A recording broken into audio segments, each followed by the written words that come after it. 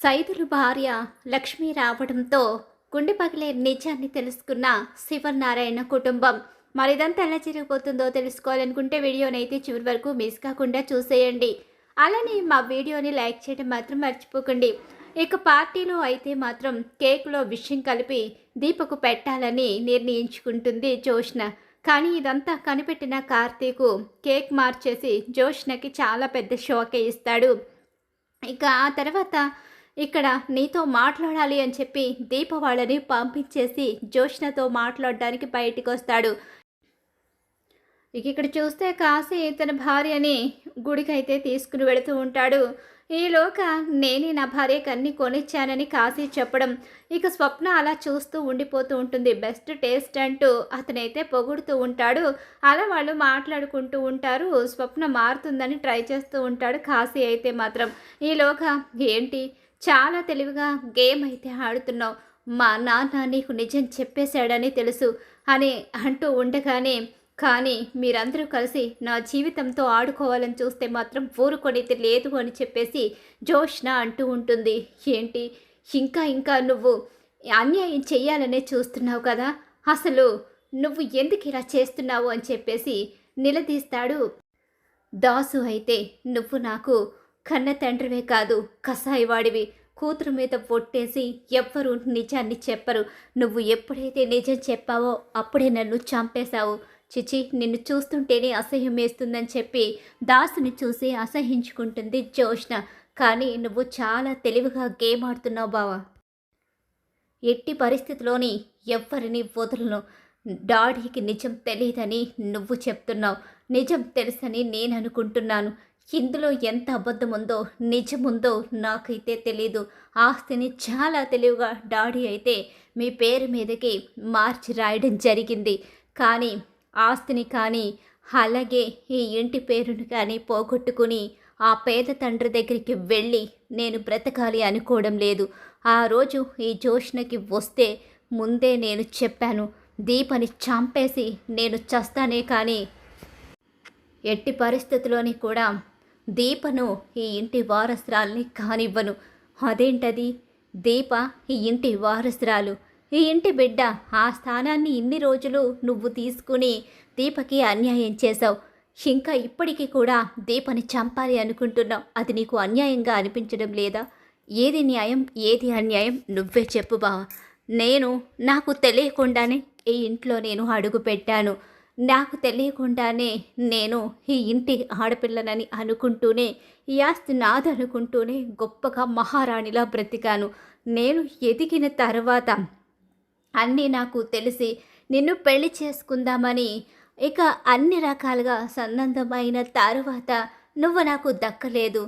దీప నిన్ను పెళ్లి చేసుకుని నాకు అన్యాయం చేసింది, దీప మెడలో తాళి కట్టి నువ్వు నన్ను మోసం చేసావు, ఆ తర్వాత నేను ఇంటి కూతుర్ని కాదు అని నాకు తెలిసింది, అంతవరకు నేను ఈ ఇంటి ఆడపిల్లనే అని గొప్పగా బ్రతుకుతూ చాలా సంతోషంగా ఉన్నాను. నువ్వు దక్కలేదనే కోపం తప్ప మరే బాధ లేకుండా ప్రశాంతంగా బ్రతుకుతున్న నా జీవితంలోకి అతను వచ్చి నువ్వు ఈ ఇంటి బిడ్డవి కాదు, ఈ ఇంటి ఆడపిల్ల మరో పిల్ల ఉంది, ఆ ఆడపిల్లని ఇంటికి తీసుకొచ్చి నిన్ను తీసుకుని వెళ్ళి అద్దాల మేడ నుంచి తీసుకుని వెళ్ళి పూరి గుడిసెలో పెడతానంటే ఎవరైనా సరే దానికి అంగీకరిస్తారా? అసలు ఎవరైనా అంత పెద్ద త్యాగం చెయ్యగలరా చెప్పు? ఇందులో నాకు స్వార్థం ఉందా? చిన్నప్పటి నుంచి ఈ ఆస్తికి అలాగే ఇంతటి గొప్ప వైభోగానికి వారసురాల్ని అనుకుంటూ పెరిగిన నేను ఒక్కసారే ఈ ఇంటి వారసురాల్ని కాదు అని తెలుసుకుంటే ఏ ఆడపిల్లైనా ఏం చెయ్యాలనుకుంటుంది? కనీసం నిన్ను పెళ్లి చేసుకుంటేనైనా ఇందులో సగం ఆస్తైనా నాకు వచ్చేది, కానీ నువ్వు కూడా నన్ను మోసం చేసావు. అంటే దీప అన్ని విధాలుగా నాకు అన్యాయమే చేసింది. దీప పుట్టుకే నాకు ఇప్పుడు అన్ని రకాలుగా అన్యాయంగా మారింది. దీప కారణంగానే ఇప్పుడు నాకు అన్యాయం జరిగిపోతుంది. దీప ఇంటి వారసురాలని తెలియకముందే తీసేస్తే అప్పుడు దీపి ఇంటి వారసురాలని తెలిసిన చిన్నప్పటి నుంచి నేనే తన కూతురు అనుకుంటున్నారు కాబట్టి ఖచ్చితంగా నన్ను ఇంటి వారసురాల్లా ఒప్పుకుంటారు. ఎప్పటికీ నేనే ఇంటి వారసురాలుగా ఉండిపోతాను. అందుకనే దీపని చంపాలి అనుకుంటున్నాను. ఇందులో నేను ఎవరికీ అన్యాయం చేసింది లేదు. ఆ దేవుడే నాకు అన్యాయం చేశాడు. కాబట్టే ఆ దేవుడే నాకు న్యాయం చేయడానికి ఇలాంటి అవకాశాన్ని కల్పించినప్పుడు ఇలాంటి అవకాశం ఏ ఆడపిల్ల వదులుకోదు అని చెప్పేసి అంటూ ఉండగానే దీన్ని స్వార్థం అంటారమ్మా. నిజం తెలిసిన తర్వాత ఎవరి స్థానంలో వాళ్ళు ఉండాలి అనుకోవాలి. అంతేకాని వేరొకరి స్థానాన్ని మన సొంతమని అనుకుంటూ వాళ్ళ భవిష్యత్తులతో ఆడుకుంటాను అంటే ఆ దేవుడు ఎంతవరకు భరిస్తాడు అనుకుంటున్నావు? అది జరగని పని. నువ్వు మన ఇంటికి వచ్చేస్తే దీప తన స్థానంలోకి వస్తుంది. చిన్నప్పటి నుంచి దీప గొప్పింటి బిడ్డగా పెరగాల్సిన దీప పేదింట్లో పెరిగి ఎన్నో కష్టాలు పడింది. ఇప్పటికైనా తన స్థానాన్ని తనకి ఇవ్వు. తనకి కూడా ఒక భవిష్యత్తు ఉండాలి. తను కూడా గొప్పగా బ్రతకాలి. ఇంతకాలం నువ్వు గొప్పగా బ్రతికావు, ఇక నుంచి దీప గొప్పగా బ్రతుకుతుంది అంటే నన్ను పూరిగుడిసెలో బ్రతకమంటావా? ఒక జత బట్టలు కూడా కొనివ్వలేని నీలాంటి తండ్రి వెంట వచ్చి ఎలా బ్రతకమంటావు నన్ను? నేను ఇంపాసిబుల్. అక్కడికి వచ్చి బ్రతకడం అనేది జరగదు. చావైనా బ్రతుకైనా ఈ ఇంట్లోనే. మీరు ఏదైనా ప్లాన్ చేసి నన్ను ఇంట్లోంచి పంపించి దీపకు ఈ ఇంటి వారసత్వాన్ని కట్టబెట్టాలని చూస్తే మాత్రం వదిలిపెట్టేదే లేదు. ఎట్టి పరిస్థితిలోని కూడా అది మాత్రం జరగనివ్వను. అది గుర్తు పెట్టుకుని మీరేం చేసినా సరే చేసుకోండి అంటూ జోష్న వార్నింగ్ ఇస్తూ అక్కడి నుంచి వెళ్ళిపోతుంది. ఏంటల్లుడు ఇదంతా? అసలు జోష్నలో మార్పు వస్తుందంటావా? ఆస్తి అంతస్తుల మీద ఉన్న పిచ్చి తనకి బంధుత్వాల మీద బంధాల మీద లేదు. అలాంటప్పుడు జోష్న మారుతుందంటావా? దీప ప్రాణానికి ఎలాంటి గండం లేదని నువ్వు గ్యారంటీ ఇవ్వగలవా అని చెప్పేసి అంటూ ఉండగానే ఎందుకు మావయ్య కంగారు పడతావు? ప్రతిదానికి కాలమే సమాధానం చెప్తుంది. అలా అని జోష్న ఈ ఇంట్లోంచి వెళ్ళిపోయి లేనింట్లో బ్రతకాలి, అలాంటి బ్రతుకు తను బ్రతకలేను అని చెప్పి తనకి పూర్తిగా ఇంట్లో వాళ్ళు అన్యాయం చేస్తారని అనుకుంటుంది. కానీ తనకు తెలియంది ఏంటి అంటే పెంచిన కూతురు కూడా కన్న కూతురుతోనే సమానమని చెప్పి మావయ్య అనుకుంటున్నాడు. తనకి కూడా ఎలాంటి అన్యాయం జరగకూడదని మావయ్య కోరుకుంటున్నాడు. అది మాత్రం జోష్నకి అర్థం కావడం లేదు. ఆస్తి సగం కాదు పూర్తిగా తనకే కావాలి, ఈ ఇంటి మహారాణిగా తనే బ్రతకాలని కోరుకునే స్వార్థంలో ఉండిపోయింది. ఆ స్వార్థం ఎప్పటికీ నెరవేరదు. ఎందుకంటే ఎవరి స్థానం వాళ్ళకి ఎప్పటికైనా ఉండాలి. లేకుండా వాళ్ళు జీవితమంతా కష్టాలు పడుతూ తప్పులు చేసిన వాళ్ళు జీవితమంతా సంతోషంగా బ్రతుకుతాను అంటే ఆ భగవంతుడు ఎలా ఒప్పుకుంటాడు? ఏదో సమయంలో నిజాన్ని బయట పెట్టే తీరుతాడు అని చెప్పేసి కార్తీకు అక్కడి నుంచి వెళ్ళిపోతాడు. నువ్వేం కంగారు పడకు, త్వరలోనే అన్ని సమస్యలకు పరిష్కారం దొరుకుతుందని చెప్పి అక్కడి నుంచి వెళ్ళిపోయేసరికి దాసు తన కూతురు తనని అన్న మాటల గురించి తలుచుకుంటూ బాధపడుతూ ఉంటాడు. కళ్యాణి, చూసావా, మన కన్న బిడ్డే మన పేదరికాన్ని ఎగతాళి చేసి మాట్లాడుతుంది. అలాంటప్పుడు ఎందుకు ఎందుకు ఈ బ్రతుకు? అసలు నేను ఏం తప్పు చేశాను? పేదవాణ్ణి కావడమే నేను చేసిన తప్ప. నేను నీతిగా నిజాయితీగా బ్రతకాలి అనుకున్నాను. డబ్బున్నవాడిగా బ్రతకాలని ఏ రోజు కోరుకోలేదు అని చెప్పేసి దాసు బాధపడుతూ వెళ్ళిపోతాడు. ఇంటికొచ్చిన తర్వాత అసలు ఏం జరుగుతుంది బావా అని చెప్పి దీప అడుగుతూ ఉండగానే నిన్ను జోష్న చంపాలి అనుకుంది. కానీ జోష్న ఆటలు నా దగ్గర కుదరవు కదా. జోష్నకి బుద్ధి చెప్పే వస్తున్నాను. కానీ నువ్వే సుమిత్రత్తకి బోన్ మ్యారో ఇచ్చి కాపాడిందని, నువ్వే ఆ ఇంటి అసలు వారసురాలని చెప్పి డిఎన్ఏ రిపోర్ట్స్ ద్వారాగా జోష్న మరోసారి తెలుసుకుంది. కాబట్టి ఈసారి చాలా జాగ్రత్తగా ఉండాలి. ఏ సమయంలో ఏం జరుగుతుందో, జోష్న ఎలా నీ మీద పగ తీర్చుకుంటుందో, నిన్ను అడ్డు తొలగించుకోవడం కోసం జోష్న ఎంత దూరమైనా వెళుతుంది. నువ్వు అజాగ్రత్తగా అస్సలు ఉండడానికి లేదు మరుదల. నువ్వుండగా నాకేం భయం బావా? నువ్వు నా వెంట ఉంటే చావు కూడా నన్ను చూసి పారిపోతుంది. ఆ నమ్మకం నాకుంది. నువ్వు నన్ను కంటికి రెప్పలా కాపాడుకుంటావు. నీ భార్య నీకెంత ప్రాణమో నాకు తెలుసు. నువ్వు నా కోసం ఎంతగా ఆలోచిస్తావో నాకు తెలుసు బావా. నీ భార్య అంటే నీకు పంచప్రాణాలు. ఈ ఇల్లే నీకు దేవాలయంగా భావించుకుంటావు.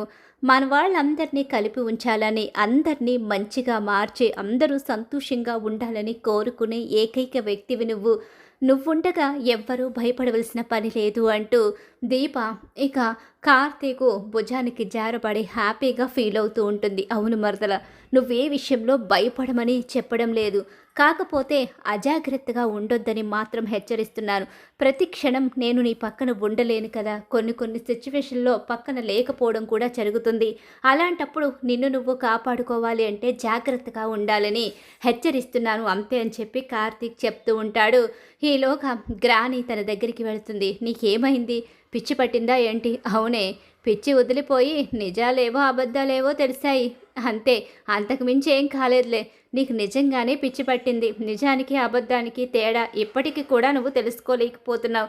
బావ చెప్పి మాయ మాటల్లోనే నువ్వు ఉండిపోయావు. వాడు నాకు మాయ మాటలు ఎందుకు చెప్తాడే? అయినా వాడు చెప్పింది ప్రతిదీ నేనెందుకు నమ్ముతాను?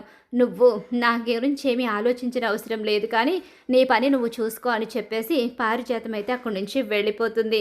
ఈలోగా గ్రానీకైతే ఖచ్చితంగా ఏదో అయ్యింది. గ్రానీ ఏదో నా దగ్గర దాచిపెడుతుంది. ఆ విషయం ఏంటో నేను తెలుసుకోవాలి. గ్రానీ ఏ విషయం త్వరగా నా దగ్గర దాచిపెట్టదు. కాకపోతే నేను తన మనవరాలు కాదు అని భ్రమలో ఉంది గ్రానీ. నేనే తన మనవరాలని ఖచ్చితంగా తెలిసిందంటే ఎవ్వరి మాట వినకుండా అప్పుడు చచ్చినట్టు నా మాటే వింటుంది.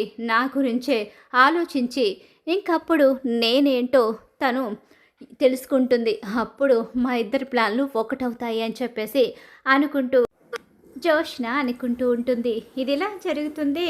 ఇంకిక్కడ చూస్తే కార్తీక్ అయితే జోష్నతో జాగ్రత్తగా ఉండాలి. జోష్నకి ఆస్తి తప్ప మరో ఆలోచన ఉండడం లేదు. దాసుమావేను కూడా ఎన్నో రకాలుగా బాధ పెట్టింది అని చెప్పేసి అనుకుంటూ ఉండగానే ఇంకొకసారి దశరథ కార్తీక్ దగ్గరికి వస్తాడు. ఏంట్రా పరిస్థితి, నాకేం అర్థం కావడం లేదు. జోష్న ప్రవర్తనలో విచిత్రాలు కనిపిస్తున్నాయేంట్రా? నీకేం అర్థం కాకపోవడం ఏంటి మావయ్య? జోష్నకి నిజం తెలిసిపోయింది.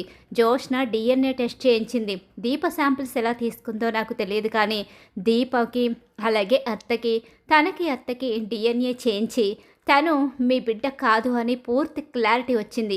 ఆపరేషన్ అయ్యింది కూడా తనకి కాదు దీపకి అని తనకు అర్థమైపోయింది. అందుకే దీపని చంపడానికి గెట్ టుగెదర్ పార్టీలో కూడా ట్రై చేసింది. కానీ నేను సమయానికి మేల్కొని తను చేస్తున్న కుట్రలు తెలుసుకున్నాను కాబట్టి తనని కాపాడుకోగలిగాను అని చెప్పేసి అంటూ ఉండగా, ఏంట్రా కార్తీక్ ఇప్పుడు ఏం చెయ్యాలి? అటు జోష్న గురించి నిజం బయట పెట్టలేకపోతున్నాము, మీ అత్త గురించి జోష్నని మార్చలేకపోతున్నాము, దీపని ఎలా కాపాడుకోవాలి అని చెప్పేసి దశరథ బాధపడుతూ ఉంటాడు. మావయ్య నువ్వేం బాధపడకు, కాలం అన్ని సమస్యలకు పరిష్కారం చూపిస్తుంది. ఖచ్చితంగా జోష్నలో మార్పు అయినా వస్తుంది. లేకపోతే అందరి ముందు నిజం బయటపడి అందరూ చెప్పే మాటలకైనా అందరూ ఇచ్చే ఒక పనిష్మెంట్కైనా తను బుద్ధి తెచ్చుకుంటుంది అని చెప్పేసి అంటూ ఉంటాడు. కార్తీక్ ఇలా జరుగుతుంటుంది. అనుకోకుండా ఒక రోజు ఒక వ్యక్తి ఆ ఇంటికైతే వస్తుంది. ఇక అక్కడ వచ్చిన ఆ వ్యక్తి అయితే పారిజాతం గారు అని పిలుస్తూ ఉంటుంది. ఎవరు ఈవిడ అని చెప్పేసి, ఎవరమ్మా నువ్వు? నన్ను పిలవడానికి ఇక్కడ దాకా వచ్చావా? నా పేరు పెట్టి పిలుస్తున్నావేంటి? ఏ మీది ఇల్లు కాదా? అవును నాదే ఈ ఇల్లు. ఈ పారిజాతం ఇల్లే ఇది. ఏంటి పారిజాతం, ఇది నీ ఇల్లా? అదేండి, మీ ఇల్లు కాదా అని అడుగుతుంటే మన ఇల్లే అని చెప్తున్నాను. ఎవరమ్మా నువ్వు? నేను సైదులు భార్యని, లక్ష్మిని. సైదులు భార్య లక్ష్మియా? సైదులు పాపం లారీ కింద పడి చనిపోయాడు కదా, తన గురించి తర్వాత చాలా బాధపడ్డాను అని చెప్పేసి శివనారాయణ అంటూ ఉంటాడులోగా సుమిత్ర కూడా అక్కడికి వస్తుంది. అవును పాపం సైదులు లారీ కింద పడి చనిపోయిన తర్వాత మీ కుటుంబం దిక్కులేనిది అయిపోతుందని మావయ్య గారు కూడా సాయం చేయాలని చూశారు, కానీ మీరు ఎక్కడున్నారో మావయ్య గారికి తెలియలేదు అని చెప్పేసి సుమిత్ర అంటూ ఉంటుంది. ఏంటమ్మా ఏమైనా డబ్బు అవసరం ఉందా? డబ్బు అవసరమైతే చెప్పు, ఇస్తాను అని చెప్పేసి శివనారాయణ అంటూ ఉంటాడు. మీది చాలా గొప్ప మనసు అయ్యగారు, కానీ ఇంతకాలం మేము అజ్ఞాతంలో ఉండిపోయాము.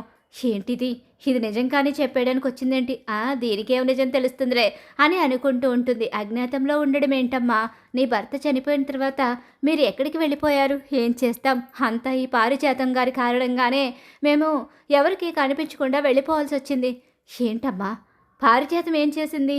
ఏంటండి ఇంకా కూడా ఈవిడ చేసిన కుట్ర మీకు తెలియలేదా?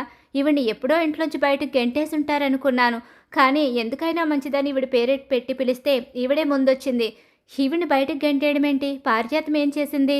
ఈవిడ గారి కారణంగానే కదా నా భర్త చనిపోయాడు. ఏంటమ్మా నువ్వేం మాట్లాడుతున్నావు? చావు బ్రతుకుల మధ్య ఉన్న నా భర్త దగ్గరికి నేను వెళ్ళాను. నా భర్త నన్ను క్షమించు, ఎప్పటికైనా నన్ను క్షమించమని శివనారాయణ గారికి చెప్పు. చాలా పెద్ద అన్యాయం జరిగింది ఆ కుటుంబానికి. పారిజాతం గారు ఇచ్చిన డబ్బుకి ఆశపడి సుమిత్ర దశరథుల గారికి పుట్టిన బిడ్డని నేను ఇక చంపకుండా బస్ స్టాండ్లో వదిలేశాను. ఆవిడ చంపమంది, కానీ చంపలేక బస్ స్టాండ్లో వదిలేశాను. ఆ బిడ్డని పుట్టగానే అనాథని చేశాను. నన్ను క్షమించమని చెప్పు అని చెప్పేసి ఆయన ప్రాణాలు వదిలేశారు. కానీ ఆమె మనవరాల్ని మాత్రం ఈ ఇంటి వారసురాలిగా పెంచాలని ఆమె మనవరాల్ని సుమిత్ర గారి ఒడికి చేర్చింది. అప్పటికి సుమిత్ర గారు కళ్ళు కూడా తెరవలేదని నా భర్త నాతో చెప్పాడు. కానీ అప్పుడున్న పరిస్థితి నేను రాలేకపోయాను. ఇప్పుడు నువ్వు ఎక్కడికి వెళ్ళొద్దు. ఇప్పుడు ఎక్కడికైనా వెళ్ళి నిజం చెప్తే ఆ పారిజాతం నిన్ను చంపేస్తుంది. పారిజాతం కారణంగానే ఇప్పుడు నాకు ఈ పరిస్థితి వచ్చింది. నిజం తెలిసిన ఎవరిని కూడా ఆ పారిజాతం బ్రతికనివ్వదు. అందుకనే నువ్వు ఇప్పుడు వెళ్ళి పిల్లల్ని అనాథల్ని చెయ్యొద్దని చెప్పేసి నా భర్త మమ్మల్ని ఎవరికి కనిపించకుండా దూరంగా వెళ్ళిపోమని కన్ను మూశాడు. దాంతో మేము దూరంగా వెళ్ళిపోయాము.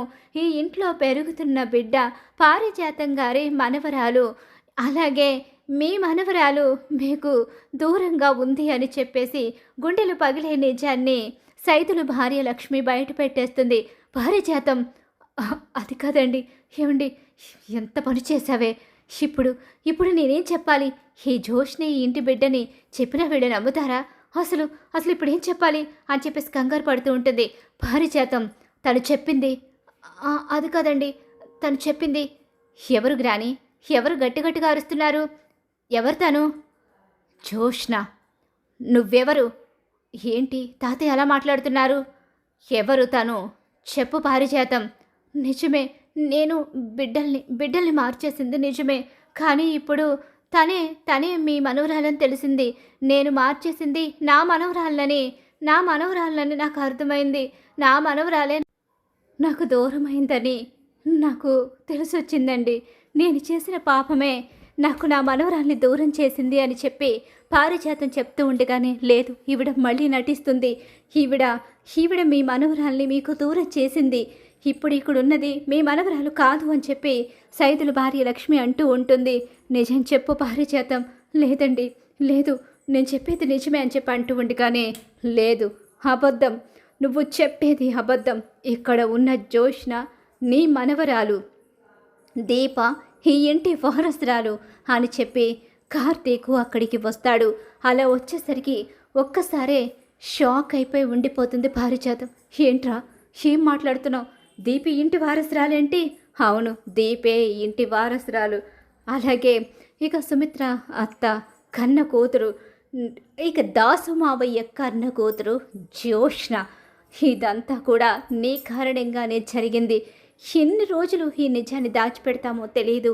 కాలమే సమస్యకు పరిష్కారం చూపిస్తుందని మావయ్యతో నేను చెప్తూ ఉన్నాను. ఆ కాలం ఇంత త్వరగా తిరిగిపోతుందని అనుకోలేదు. ఇక మంచి రోజులు దీపకి వచ్చాయని ఇంతకాలం మీరు గొప్ప బ్రతుకు బ్రతికి ఇక ఇప్పుడు ఒక నీచమైన బ్రతుకులోకి అడుగుపెట్టి మీరు చేసిన పాపాలు పండి శిక్షను అనుభవించడానికి ఇక మీకు రోజులు దగ్గర పడ్డాయని ఈవిడ భగవంతుడు పంపినట్టుగా ఇక్కడికి వచ్చింది. తాతయ్య, మీకు చాలా అన్యాయం జరిగింది. మీ మీదున్న పగతో పారిజాతం ఇదంతా చేసింది. దీనికి ప్రత్యక్ష సాక్షి ఎవరో కాదు, దాసు మామయ్య. దాసు మామయ్య కూడా ఎక్కడ తన తల్లే తనని చంపేస్తుందేమో నిజం తెలిస్తేనని చెప్పి ఎవరికీ తెలియకుండా ఈ నిజాన్ని కడుపులో దాచుకుని దూరంగా వెళ్ళిపోయాడు. ఆ తర్వాత వచ్చి జోష్నకి నిజం చెప్పిన ఆస్తి మీద ఉన్న అత్యాశతో జోష్న కూడా ఈ నిజాన్ని తీసుకోలేక దీపనే చంపాలని చూసింది. దీపి ఇంటి వారసురాలని జోష్నకి కూడా తెలుసు అని చెప్పేసి నిజాలన్నీ కూడా కార్తీకు బయట పెట్టేస్తాడు. కార్తీక్ ఎప్పుడైతే అలా నిజాలు బయట పెడతాడో జోష్న పారిజాతం కుట్ర బయటపడిపోతుందో. నన్ను క్షమించండి, ఇన్నేళ్లకు ఆ భగవంతుడు నిజంగా ఆయన చెప్పినట్టుగా ఇక్కడికి నన్ను పంపించినట్టే నేను ఇప్పటికైనా మీకు నిజం తెలియాలి అని చెప్పేసి ఇక్కడికి వచ్చాను. నా భర్త డబ్బుకి కక్కుర్తిపడి చేసిన తప్పుకి వెంటనే శిక్ష అనుభవించాడు. మా కుటుంబాన్ని క్షమించండి అని చెప్పేసి అక్కడి నుంచి వెళ్ళిపోతుంది సైదులు భార్య లక్ష్మి. ఇంకొక్కసారి కోపంతో రగిలిపోతున్న శివనారాయణ పారిజాతం అంటూ గట్టిగా కేక వేస్తూ మిమ్మల్ని మిమ్మల్ని ఇద్దరినీ కూడా ఇక్కడికిక్కడే షూట్ చేసి పడేస్తాను అని చెప్పి ఆవేశపడుతూ ఉంటాడు. తాతయ్య, నీ చేతికి రక్తపు మరకలు అంటుకోవడం కరెక్ట్ కాదు.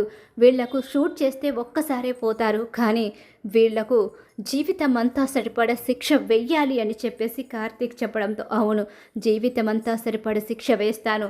ఎక్కడైతే నా మనవరాల్ని పని మనిషిని చేసి అనాథని చేశారో అదే బ్రతుకు వీళ్ళు బ్రతికేలా చేస్తాను. అనుక్షణం నా మనవరాలి కింద పని మనుషుల్లా ఇద్దరు బ్రతికేలా చేస్తాను అని చెప్పేసి ఊహించని షాక్ అయితే ఇస్తాడు శివనారాయణ. మరి ఖచ్చితంగా రాబోయే కథలు ఇలా అయితే జరిగిపోతుంది. జోష్న పారిజాతం నిజస్వరూపం బయటపడిపోతుంది. మరి ఇలానే జరగాలని మీరు కోరుకుంటారా? అయితే వీడియోని తప్పకుండా లైక్ చేయండి. మీరు ఇచ్చే ఒక్క లైక్ సపోర్ట్ అండ్ ఎంకరేజ్మెంట్గా ఉంటుంది.